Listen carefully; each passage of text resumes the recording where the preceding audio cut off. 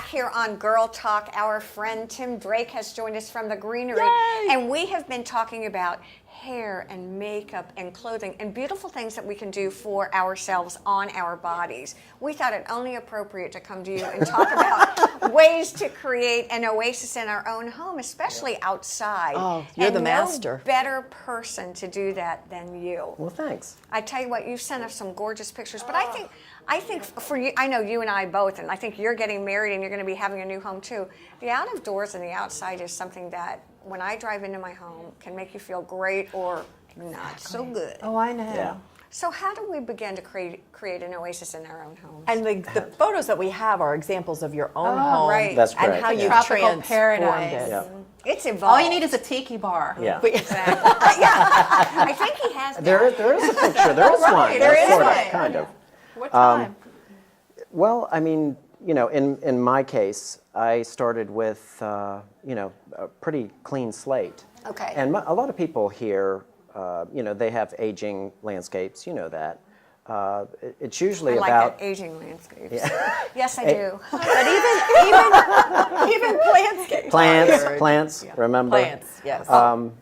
You know, we're talking about additions and subtractions, and a lot of times in the beginning, it's a lot of subtraction. And that's what I did with my own home. I took out what wasn't working, and I started to put in what was. You know, You have extreme yard makeover. When I look at Yeah. those pictures, you need a Yeah. show to take someone's yard and say, this is what it was before, Exactly. and look at it now. It was Yeah. amazing. So if Kath would come to you and say, okay, I'm in a home that I've been in for quite a while. What can I do to kind of bring it up to speed? Yeah. How do you start? Well, I think you start with, and I had this conversation last week.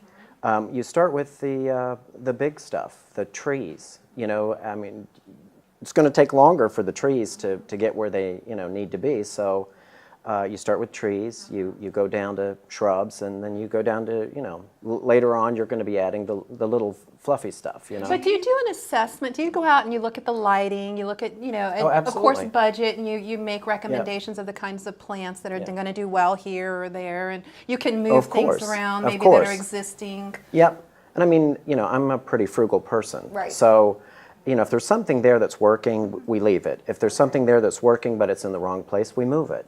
A lot of plants, there are plants, camellias and things like that don't like to be moved. So, again, I have a conversation with the client.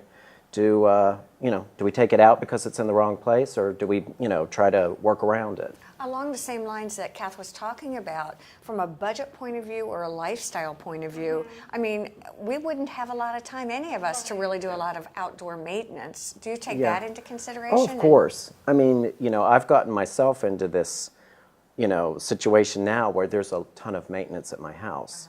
But, I'm in the business, so it doesn't, it doesn't really bother me. I think certainly those are considerations, as far as, does the client want to spend time out in the yard and mess around with I plants? have to laugh because it reminds me, I tell everybody the description of my yard is like my child. It's time-consuming, temperamental, and expensive. Yeah. But it's true. It's very cathartic for me to spend time out in my yard. And like she said, I want to drive up and I want to see your yard in my yard. I like want to doing see the that. fluffy stuff. But the big stuff I would leave to the professionals. Right. Because, I mean, Yeah. the Greenery offers that kind of service where they can come and maintain what of you've course. got and get it, Of and course. keep things fertilized and kind of And all prune that the stuff, shrubs and that kind of the stuff, yeah. irrigation and things like that I just don't want to be bothered with. I just No, don't. we're not But I pros. like to Yeah, have it me and have it too. look beautiful. Do you do but- hardscape too? Of course. Oh, Yeah. that's good. And for hands-on people, I always try to talk them into allowing me to do the bones. Let me get the bones in. Maybe it's a little boring, with some shrubs around the foundation of the house. And as we build the layers, they can be responsible for adding the flowers or the perennials or the things that they want, as their personal touch. As from a patient's point of view, do you advocate for, I'm ready for it to be big and beautiful We today. want it yesterday. Sometimes Yeah. when I look at landscapes, I can tell if they're mature or if they're brand new. And is there a way to sort of, Oh, sure. Mix it Integrate up. that? Yeah. You mean so it doesn't look like it's all brand new? Oh, of course.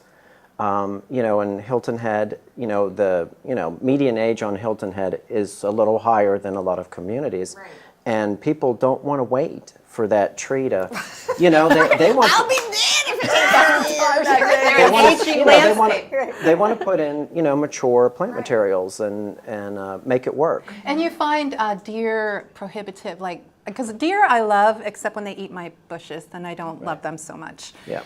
You find plants that, Of course, and we had this Yeah, discussion they're last deer-friendly. time that we have so many more plant materials now than we did 20 years ago that, you know, the deer tend to stay away from. So, you know, Last year at the Greenery, you guys created for me, you did a big pot, it was a butterfly pot, and it all, hummingbirds and butterflies, it was amazing. And that's the stuff that you're talking about that's kind of fun, that your crew is great at recommending. 'Cause I like- love container gardening, and you know where we are. That's kind of what I can do.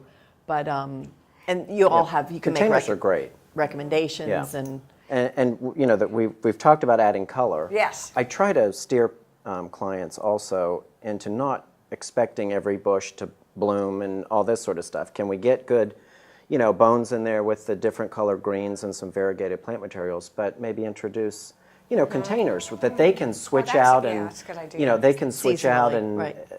add and subtract themselves, and that, you know, that's certainly easier to get color. What he's really saying is that poinsettia you and I both have in our container. It's probably time. It's time. Yeah, it's It's time. time. to change. It's almost Valentine's Day, right? You know. Hey, red is red, you know. Yeah. Change it up. Change he's so it up. talented. And then the team, anyone out there can get in touch with the team at the Yeah. Greenery. But Of you're course. really one of the main Well, kind I- of magic makers there that can really help transform and that's what I your love to space. do. I love residential design and install, and you know, I've been doing it for, you know, over 20 years. And you have a terrific and it eye. shows. Yeah. Exactly. Thank you all awesome. for joining us here on Girl Talk. It's been a great week. Enjoy.